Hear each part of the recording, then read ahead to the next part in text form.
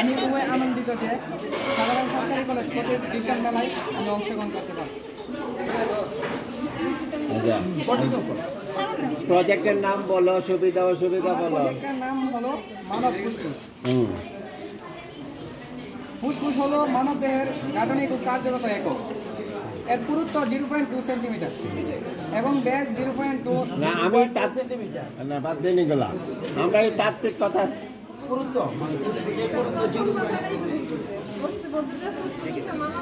হৃৎপিণ্ডের গাঠনিক বোঝাতে হবে। আচ্ছা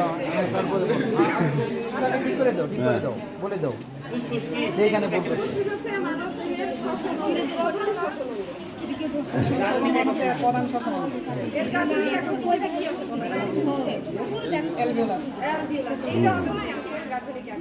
বলে দাও।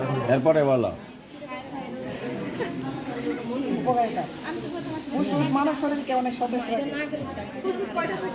দুইটা